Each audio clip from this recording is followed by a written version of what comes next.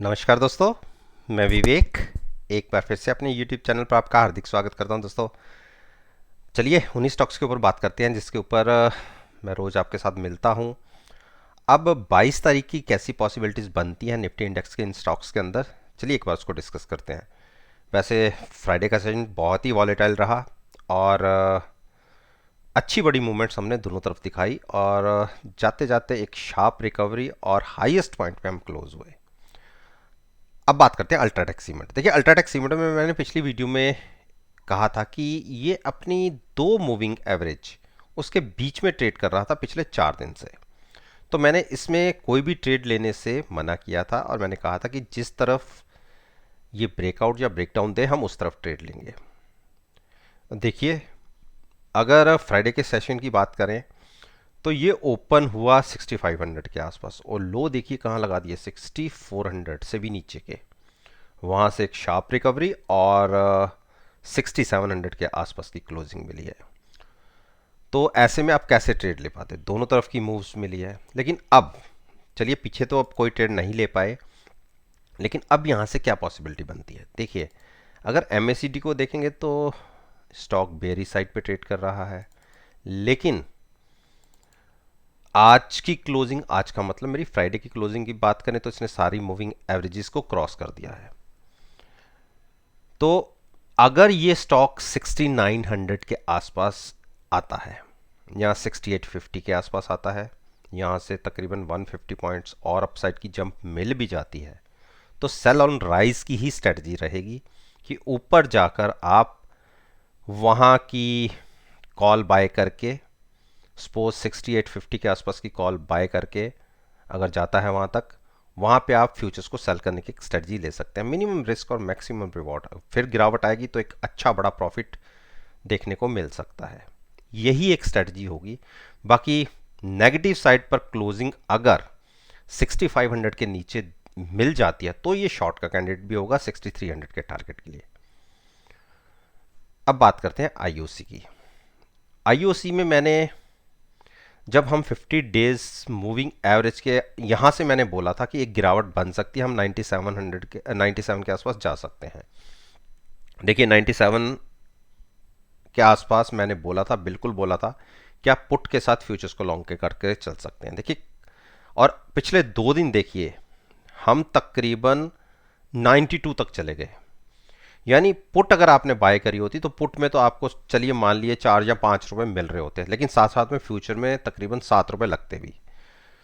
तो उस केस में मैं ये नहीं कहता कि बहुत बड़ा नुकसान होता, 1 से 2 रुपए का नुकसान आ रहा होता। ये M2M होता है जो डेली होता है, साइकोलॉजिकली लॉस होता है, लॉस कंफर्म नहीं था। लेकिन अगर फ्राइडे की एक मूव को देखें अपसाइड, तो इसने तकरीबन 97 के आसपास हाइज भी लगा दिए, तो हम एट पार आ गए थे। अब एक मूव अगर ये 96 या 97 को क्रॉस करके ऊपर ट्रेडिंग करना शुरू कर देता है तकरीबन 98 और 99, तो इसमें एक शार्प रिकवरी 104 तक की देखने को मिल सकती है। इस स्टॉक में मैंने कहा था कि हम शॉर्ट नहीं करेंगे क्योंकि ऊपर के लेवल से हम ऑलरेडी बहुत नीचे गिर चुके हैं। नीचे के पॉइंट्स ज़्यादा से ज़्यादा 2 या 3 रुपए होंगे, लेकिन अप साइड की मूव अगर ट्रैप हो गए तो तकरीबन 10 टू 15 रुपीज़ की एक मूव देखने को मिल सकती है। तो उसको अवॉइड करते हुए हमने डिप्स पे बाइंग करने की एक स्ट्रेटजी रखी थी और अच्छी 2 दिन कह सकते हैं कि थोड़ी हमारे अगेंस्ट गया, लेकिन आज हम एट पार आ गए और एक मूव अगर और मिल जाती है तो हम प्रॉफिट में कन्वर्ट हो जाएंगे, अच्छे प्रॉफिट में कन्वर्ट हो जाएंगे। तो नीचे के डिप्स पे बाइंग ही स्ट्रेटजी रहेगी अभी भी। पुट बाय करके फ्यूचर्स को लॉन्ग कर सकते हैं अगर पॉजिटिव ओपन होंगे, जिन्होंने नई पोजीशन लेनी है, शॉर्ट नहीं। गेल गेल को भी मैंने डिप के ऊपर बाइंग करने के लिए बोला था और मैंने कहा था कि हम 135 तक आ सकते हैं, और पिछली वीडियो में तो हम नीचे तक गिरे भी थे और 130 के आसपास मैंने जब हम ट्रेड कर रहे तो मैंने यहाँ पे बोला था, देखिए कि आप 130 के आसपास प्राइस आए, मेरी पिछली वीडियो में देख लीजिएगा, वहाँ पर आप पुट बाय करके फ्यूचर लॉन्ग करने की एक स्ट्रेटजी ले सकते हैं। हमें 137 140 के टारगेट बहुत इजीली देखने को मिल जाएंगे और अगर किसी ने नीचे ट्रेड लिया हो तो शाम तक जाते जाते अच्छे प्रॉफिट में कन्वर्ट हो गया। अब मंडे की ओपनिंग की वेट करनी है। अगर देखिए क्लोजिंग 50 डेज मूविंग एवरेज के बिल्कुल ऊपर आई है, पॉजिटिव साइड पर ओपन होते हैं, तो 140 पे इसे हर्डल मिलेगी, 140 141 उसको क्रॉस करता है तो 145, 145 के ऊपर ये स्टॉक बहुत तेज हो जाएगा। लेकिन उस केस में भी अगर 140 भी चला जाता है, 142 तक भी चला जाता है, तो भी आप अच्छे प्रॉफिट में तो बैठे ही होंगे। प्रॉफिट में तो आप 135 36 पे ही आ जाएंगे, क्योंकि 130 पर मैंने पुट बाय करके फ्यूचर्स लॉन्ग करने की एक स्ट्रेटजी बताई थी, हाँ 135 पर भी बोली थी। तो दोनों के ट्रेड अच्छे पॉजिटिव में कन्वर्ट हो जाएंगे। शॉर्ट को छोड़ दीजिए, ऑलरेडी बहुत स्टॉक टूट चुका है। छोटे से प्रॉफिट के लिए नीचे की तरफ सेंटिमेंटल प्रॉफिट के लिए कोई ट्रेड बनता नहीं है, हाँ डिप पर बाइंग करके चलिए। टाटा मोटर्स ने भी मायूस किया ही हुआ था, और नीचे लोज देखिए 290 के मैंने बोले थे कि 290 तक जा सकता है, मेरी पिछली वीडियो में देखिए। लेकिन इसके साथ साथ हमारी पोजीशन 330 की पुट के साथ लॉन्ग साइड पर थी। यहाँ पे जब इस ये 9 डेज मूविंग एवरेज के आसपास ट्रेड कर रहा था, तो मैंने यहाँ कहा था कि मुझे गिरावट लगती नहीं थी, लेकिन चलिए गिरे, क्योंकि हम तो हमारी पोजीशन तो हेजिंग के साथ होती है। तो 330 की पुट को हमने बाय किया हुआ था और फ्यूचर्स को लॉन्ग किया हुआ, तो आप देखिए 330 से लेकर 290 तक की जो गिरावट बनी, वहाँ तक हमें 40 रुपीज़ तो उसके अंदर आ रहे थे। हाँ थोड़ा सा प्रीमियम का लॉस होता ज़रूर है, वही आप मान लीजिए तकरीबन 5 से 6 रुपए का जो एक्स्ट्रा लॉस है, बस वही लॉस है आज तक भी नीचे भी। लेकिन अब हम बात करेंगे, क्योंकि 330 की पुट में हमें अच्छा प्रॉफिट जनरेट हो रहा है, तो हम उस प्रॉफिट को लॉक करके हम नीचे की तरफ 290 की पुट बाय करके फ्यूचर्स को लॉन्ग रखेंगे। यानी हमने अपना प्रॉफिट जितना हमें पुट के अंदर मिला वो सारा हमने ले लिया, पुट को हमने नीचे शिफ्ट कर दिया, नीचे हम हेज हो गए, और यहां से अगर ये स्टॉक ऊपर जाएगा तो वो सारा हमारा एक्स्ट्रा प्रॉफिट होगा। तो एक हर्डल है इसको 316 और 325 तक, अगर इनको क्रॉस होता तो एक बड़ा जंप भी देखने को मिल सकता है। हाँ ये तो मैं बात कर रहा हूँ जिनको मैंने लॉन्ग करवा रखी थी। लेकिन जब गिरावट आई, इसने अपनी 3 मूविंग एवरेजेस क्रॉस की नीचे की तरफ, तो मैंने उसके बाद नई पोजीशन जिसने लेनी थी उसको मैंने शॉर्ट बोला था तकरीबन 320 के आसपास, कि 320 की कॉल बाय करके आप फ्यूचर सेल करने की स्ट्रेटजी लिए, वो तो अच्छे प्रॉफिट में बैठे हुए हैं, वो अपना प्रॉफिट लेके एग्जिट करना चाहते हैं तो कर लें। बाकी फ्रेश लॉन्ग, बिल्कुल जिसको फ्रेश लॉन्ग करनी है वो 325 के बाद, और शॉर्ट जिसने बनानी है 290 के बाद नीचे, उसके बीच में कोई ट्रेड मत ले जिसने फ्रेश पोजीशन लेनी है।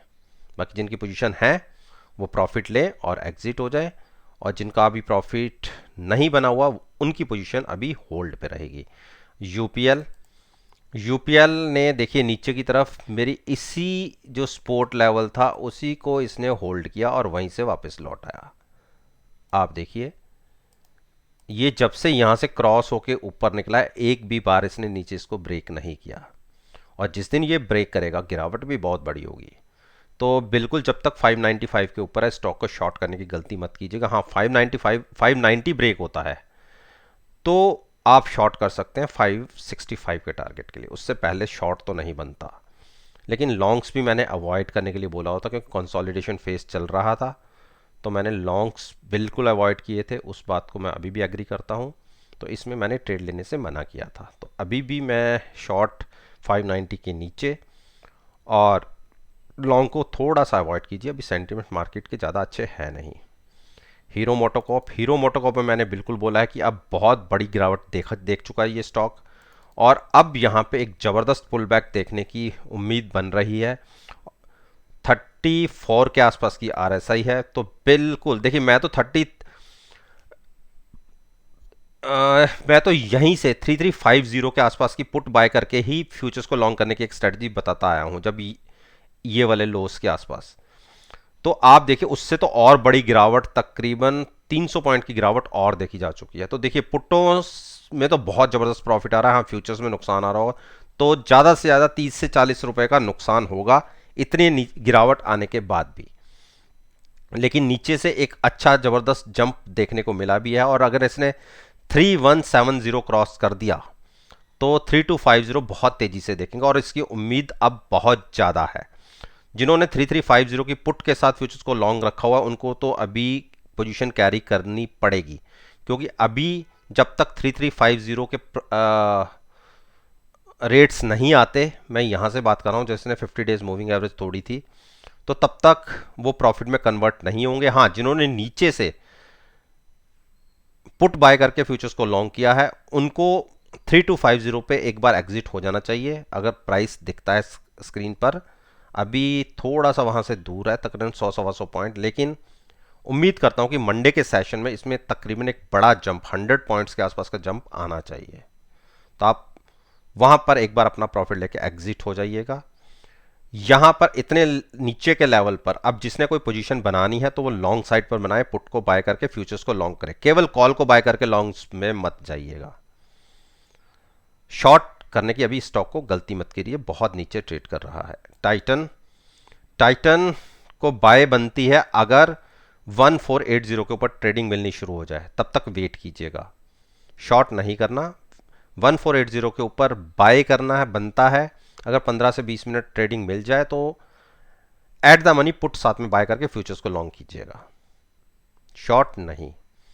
टीसीएस, टीसीएस में को अभी कोई ट्रेड मत लीजिए। देखिए नीचे 3000 के नीचे शॉर्ट बनेगा और 3100 के ऊपर लॉन्ग बनेगा, तो इसके बीच में जब तक प्राइस ट्रेड कर रहा है कोई व्यू मत लीजिए। मारुति, मारुति में तो मैंने डिप्स पर बाइंग करने के लिए बोला था कि आप 7000 के आसपास प्राइस है, यहाँ की पुट बाय करके फ्यूचर्स को लॉन्ग कर सकते हैं, और मैंने कहा था 7200 आपको बहुत तेज़ी से दिखेगा। और अगर ये दो हर्डल्स हैं, इसको एक तो है 7215 की, ये निकल जाते हैं तो आपको 7350 का टारगेट बहुत स्पीड से देखने को मिलेगा। तो लॉन्ग साइड पर ये शॉर्ट मत कीजिएगा। मानता हूँ कि स्टॉक थोड़ा सा कंसोलिडेट कर रहा है और अपनी 2-3 मूविंग एवरेज के नीचे ट्रेड कर रहा है, लेकिन पुल बैक भी बड़ा ज़बरदस्त वाला होगा, कम से कम 200 से 300 पॉइंट का, तो उसको ट्रेड कीजिए। डिप्स के ऊपर पुट के साथ फ्यूचर्स को लॉन्ग रखिए 7350 के टारगेट के लिए। पहला टारगेट होगा 7215 और उसके बाद 7350। ब्रिटेनिया, ब्रिटेनिया ने देखिए मैंने आपको बोला हुआ कि मैं तो 3350 के आसपास की पुट से ही लॉन्ग करवाया हुआ था, लेकिन अब देखिए जब ये 3500 को क्रॉस नहीं कर पा रहा, आप पिछले 8-10 दिन की मूवमेंट देख लीजिए, हर दिन 3500 को इसने टच किया है, और मेरा मानना है कि जिस दिन इसने 3500 के ऊपर क्लोजिंग दिखा दी तो आप 3600 एक ही कैंडल में देख सकते हैं। जैसे यहाँ जो गिरावट देखी, और ऐसी ही कैंडल, जैसे ये कैंडल था, ऐसी कैंडल एक फॉर्मेशन होती हुई दिख सकती है, तो डिप पर इसको बाइंग ही करना चाहिए। हाँ, अगर 3400 के नीचे एक बार क्लोजिंग दिखती है तो मतलब शॉर्ट नहीं करना, शॉर्ट नहीं करना, 3350 के आसपास जाके लॉन्ग करना है। शॉर्ट का कैंडिडेट अब ये स्टॉक नहीं है, बहुत बड़ी गिरावट ऑलरेडी तकरीबन 3700 से दिखा चुका है, 400 पॉइंट बहुत होते हैं, 15% के आसपास की गिरावट पे ट्रेड कर रहा है, तो डिप के ऊपर हैजिंग करके लॉन्ग करना ही बनता है।